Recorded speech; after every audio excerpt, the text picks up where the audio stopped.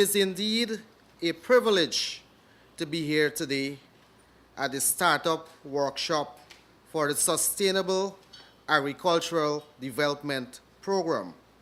This project marks another milestone for the Ministry of Agriculture as it would target the development of agriculture in regions 5, 9, and 10. Over the years, our international funding partner, the IDB, has been very generous in undertaking like projects which have been successfully completed, such as the Agriculture Support Services Program, whereby a number of vulnerable farming communities were targeted and a number of water users associations were implemented. There is then the successful completion of the Agriculture Export Diversification Program that focused on the development of the non-traditional agriculture sector and agribusiness. Today, the Ministry of Agriculture is yet again proud to partner with the Inter-American Development Bank in this new project, the Sustainable Agricultural Development Program. This agreement that was signed on February 20th, 2017 for a loan of $15 million will see over 29,000 households benefiting directly or indirectly.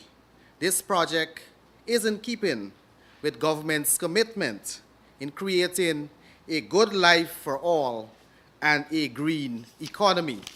As a background to the project, as most of us in this room would be aware of, is that in terms of the lands in the hinterland, the intermediate, and the Rupununi savannas, there hasn't been much agriculture infrastructure works done there to date. Currently, there are very low production and extension, livestock productivity within these two savannas. In 2014 and 15, due to the severe drought, there was very, very scarcity of water within those areas. In terms of the agriculture information system, as the PS would have just mentioned, the last agriculture census was completed in 1952. And today, most of the information we're using are scattered within the various departments, and it's not consolidated in any way in one report. Research, innovation, and transfer of technology within the two savannas are very limited due to the lack of infrastructure, extension staff, and a number of reasons. Animal health, sanitary, and phytosanitary framework.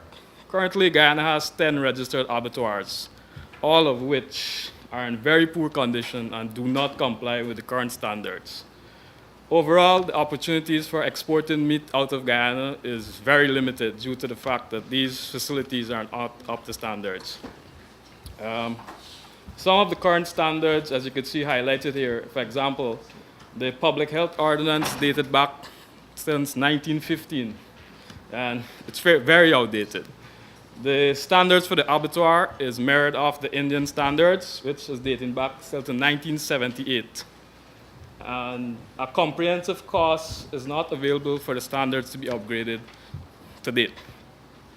As such, due to all of these issues highlighted earlier, the Ministry of Finance with the Ministry of Agriculture approached the IDB for a funding to help alleviate some of these problems.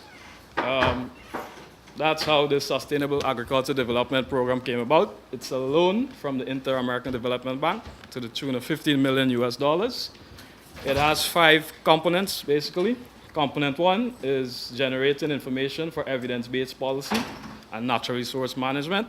That has an amount allocated of $4.17 million. The component 2 is strengthening of the agriculture innovation and extension systems. This has a budget amounted of $6.3 million. The component 3 is support for compliance with sanitary and phytosanitary standards. This has a budget of about $2.8 million. And there's a small component for monitoring, evaluation, and management of the overall operations of the project. The objective and impact of the project: the objective is to increase productivity in the agriculture sector while maintaining a sustainable and climate resilient use of natural resources in Guyana. The PS would have mentioned some of the expected impacts already, which is higher private sector investment, the agriculture census to be completed and implemented, higher productivity at the farm levels, higher value for product by the pilot facilities will be implemented in component 3, and increase in use of practice and reduce pressure on the ecosystem. The expected beneficiaries is approximately 29,000 households. This is across region 5, 9, and 10. For the component 1, the main activities that will be done is it's a review and design of an appropriate agriculture information system. There will be training for the Bureau of Statistics and the Ministry of Agriculture staff in terms of the census preparations. And the big thing is the implementation of the agriculture census for the entire country. This will be done by hiring of FAO. On the component 2, the two major activities are in region 9, Letem area, we're going to be building an agriculture station, which is about 20,000 acres for agriculture research and extension. And the one in region 10 is the Ibini that's existing right now, the current station. We're going to do some upgrading there. For this station in region 9, it'll be a complex for the entire area with all the agencies of agriculture. And we will be doing a reservoir for water harvesting to supplement the research and extension service that will be done there. For the Ibini, we'll be repairing approximately 20 buildings and upgrading to the water distribution system there. On the component 3, like the previous slide, you will see that all the standards are very outdated. So we'll be doing a complete review of the food health and animals abattoir standards and stuff like that. The major activity for this component is constructing 2 pilot facilities for meat processing, or as we all know it as abattoirs. One will be done in region 5, one will be done in region 9. And training and technical assistance for GLDA and the Producers Association that will be operating these facilities. And the final component is management and operations and M&E. The project will be implemented by the Agriculture Sector Development Unit, which is within the Ministry of Agriculture. It is expected to be implemented over a 6-year period. The project progress to date is that the loan agreement was signed on the 21st of February 2017. Fulfillment of condition precedents to further disbursement. IDB has issued their non-objection to this, and in the coming week, we'll be requesting for the first disbursement, or as we will request it. We're eligible to get money from the loan. In terms of hiring FAO has submitted their draft proposal for the implementation of the census. So the negotiations is currently ongoing between MOA, IDB, and FAO. For component 2, the consultants for the design and supervision for the stations, the evaluation of the expression of interest is ongoing. And for component 3, which is the design and supervision for the abattoirs, we're currently finalizing the terms of reference. This is just a preliminary view of the station in Letem. So you see the water catchment at the back, and the complex will be at the bottom there. I'd like to proceed with a description of the loan contract, which is the main tool that we're going to use for management of this project.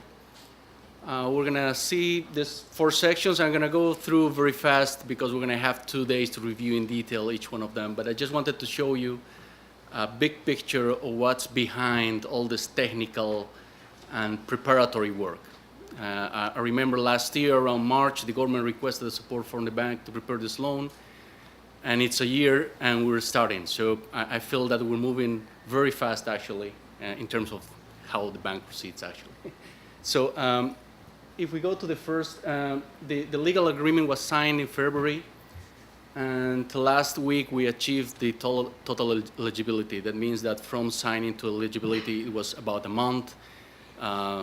For us that's pretty fast, so I want to congratulate the ministry in working on these preliminary activities.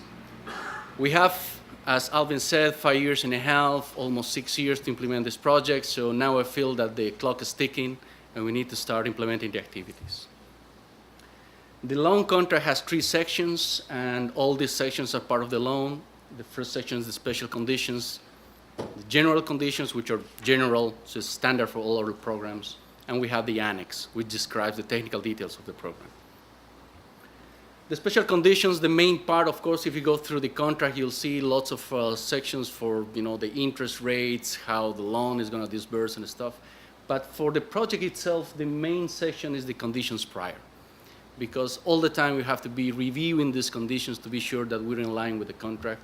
And the ministry submitted all the documents that support the completion for all of this, which was the selection of the main consultants for implementing unit, the approval of the operating manual, which is our guidelines to implement this program, and of course the initial report, which includes the initial procurement plan, the annual plan, and there's a multiple plan for implementation.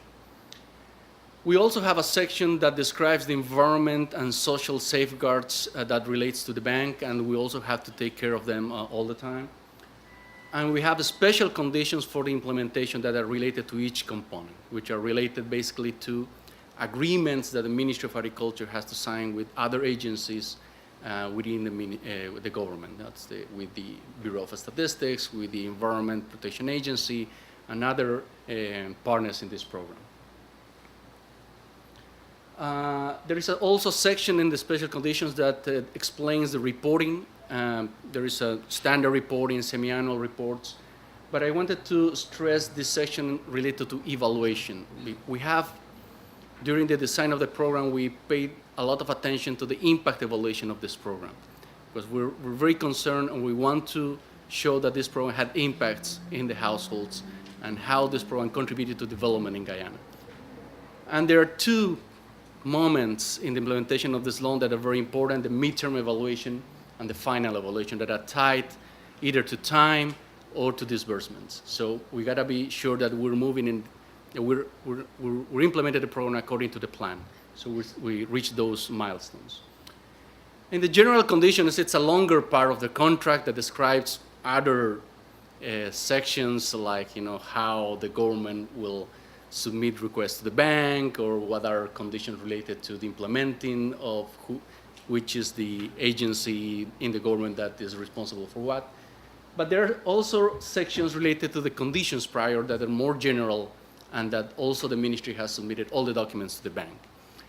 Those are related to the financial agreements on the financial structure of the bank accounts.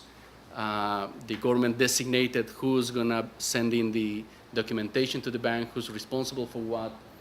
And also we received documentation related to the legal opinion from the government. So everything is legal now. So that was the first part of this implementation. There's also another section related to the environment and social safeguards, because we have a special conditions in the special conditions related to environment and social safeguards. But there are also general conditions that the ministry has to be aware of that.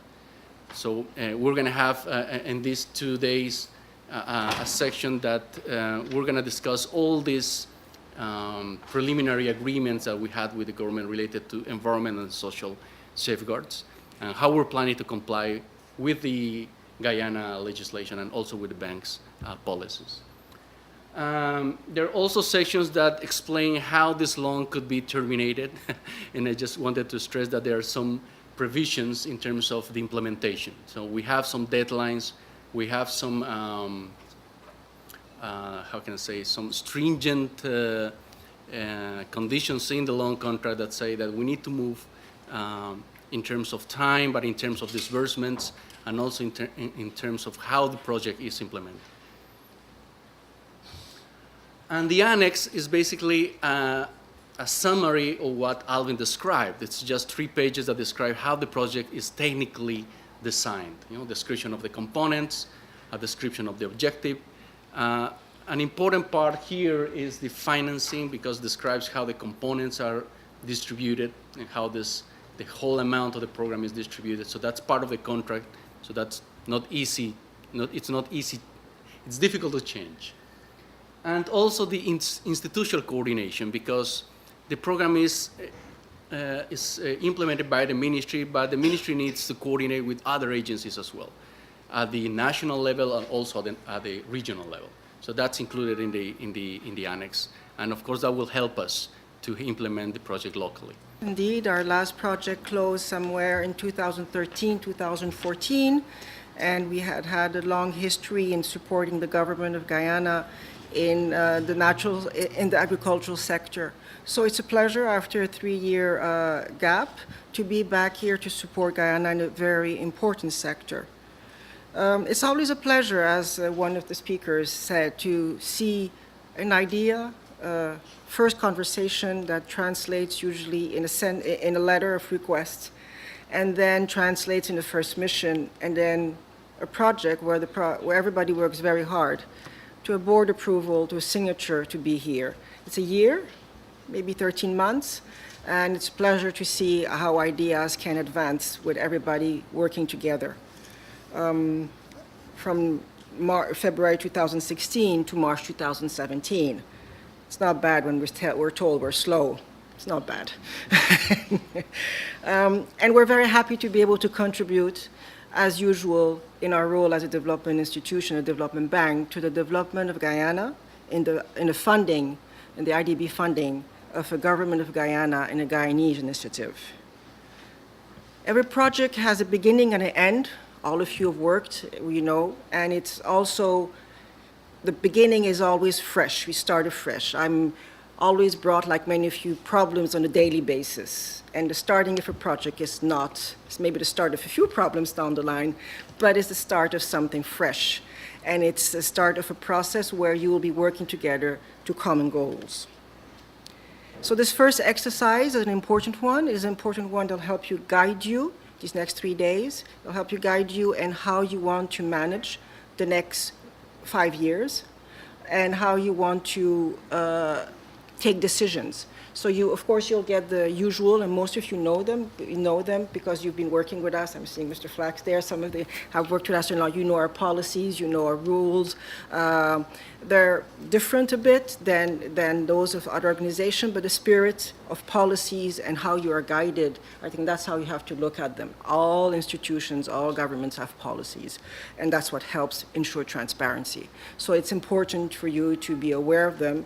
The country office and the teams are always available for clarification. But I think the most important part is about the planning. It's important to plan, to be able to know where you're going at what time, how to be accountable. When you are managing $15 million, accountability is important, and where you're supposed to be in month 2, in month 6, in month 12, in month 24. Why? How to solve, that helps you solve the problems. It is also important here for this project, it's a key sector. If you look at the newspapers this morning, again, announcement of oil and gas. If you see the events of the last few days, it was all about oil and gas. And it's an important factor, and it's important, it's transformative for Guyana. But in order for Guyana to be able to really be able to grow from this, diversification of its economy and avoiding Dutch disease, such programs are key. Guyana has tremendous potential in terms of agriculture, for its domestic market, for its export capacity.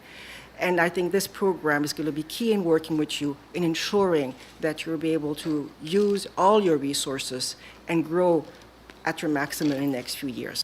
This project is indeed another step in the right direction for Guyana. At the Ministry of Agriculture, we are continuously working to develop our capacities in the areas of marketing, strategic policy, research, and innovation. First of all, let me congratulate everyone involved and all their hard work to make this a possibility, especially a team from the Ministry of Agriculture. George Jarvis, the Government Secretary, who's not here today, Kemna Alvin, Project Coordinator, Dr. Mark Pierre, is he here? Yeah. Mark is seldom early to these things. The Agricultural Health and Food Safety Specialist. Nigel Konobach, the CEO of the Livestock Authority, I think he's on leave at present. Dr. Udo Umnot, the CEO of National Agricultural Research and Extension Institute, just to list a few. The Ministry of Finance has also had an important role to play, as you are aware. I take the opportunity to acknowledge the significant contribution of the IDB and the team there, and particularly Sophie McConnon, the country rep, Juan de Matos, who you've heard before. I also recognize the contribution of the United Nations Food and Agricultural Organization, and I see Mr. Rubin is here to represent them, our country rep. Ladies and gentlemen, Minister Jordan, in his 207 budget address, 17, pledged 2017 as the year of realized promises of building a diversified green economy, delivering the good life to all Guyanese. With the launch here today, we are playing our part to increase the productivity of the agricultural sector while maintaining a sustainable and climate-resilient use of natural resources in Guyana. This project speaks directly to building our green economy whilst contributing to providing a good life for all Guyanese. The agricultural sector is expected to make a major contribution to our development of a green state by contributing to food and nutrition security, poverty eradication, adaptation to climate change, building resilience in the sector, increasing employment, to name a few. The ministry is also expected to contribute to the Sustainable Development Goals 2030 agenda through inputs in the areas of livestock, fisheries, crops, irrigation and drainage, pesticide management, and control and marketing. The collective interventions by the major sectors are required to ensure a more coordinated and harmonized policy approach. The vision of the government for the agricultural sector is the provision of technical support for a robust, evidence-based, and effective planning platform that will facilitate the development of a modernized, productive, efficient, and competitive agriculture sector that contributes to sustainable economic growth. To do this, it all starts with our ability to produce high-quality data for the agricultural sector. Component one of this project will give us this. Moreover, it will be our first agricultural census in 65 years, an event which is supposed to happen every 10 years. With this focus on Guyana's vital agricultural sector, information from this census will give our planners and policymakers an understanding of the progress and future prospects of all agricultural industries and their products and of our farm practices. It will also help farmers, policymakers, and others involved in the industry to determine strategies to ensure sustainable farming. Furthermore, for a diversified green economy, research and innovation must play a vital role. This will improve the future prospects of the agricultural sector and rural areas. I am delighted that component 2 of the SADP will do this through the development of our agricultural research and demonstration stations, increasing productivity for our farmers, specifically for those in regions 9 and 10. In our Trust for Hinterland Development, the very needs of agri-food systems within regions 9 and 10 will be given priority, and this project, something that has been missing for decades. We are already taking a number of important steps towards restoring agricultural research in Guyana. The sector must become smarter, leaner, and cleaner. I acknowledge that we have fallen behind in our targets, that we have allowed agricultural research to have a lower priority. However, this project makes a real difference to correct this trend, and I implore you all to make the most of this excellent opportunity. In the same light, I wish to remind you that research takes time. Any research program worthy of praise needs to take into account that results are not delivered overnight. Therefore, taking a long-term approach is critical, especially given that this project is just for 5 to 6 years.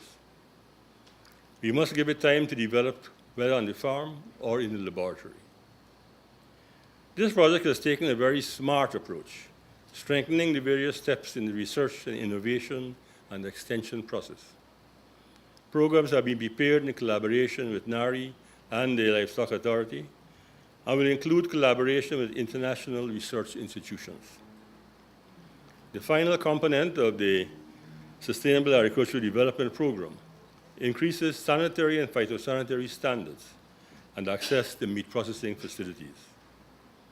This will be achieved by implementing improvements in infrastructure, ensuring adequate regulations are in place, as well as maximizing the number of trained inspectors and supporting policies.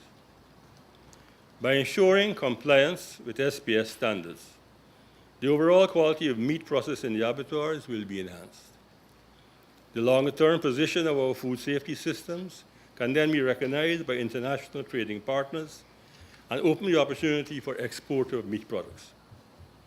This is in line with our policies outlined in the food safety and animal welfare bills presented in Parliament and debated earlier this year. In today's world, we are faced with more extreme weather, more resource scarcity, more volatile markets, and more demanding consumers, coupled with our need to continue producing healthy food for everyone now and in the future. This project will help to meet these challenges directly and indirectly, and at the same time allow us to capitalize on our comparative advantage. Today is indeed an important day for the agricultural sector of Guyana. With those words, I commend the launching of the Sustainable Agricultural Development Program. Thank you.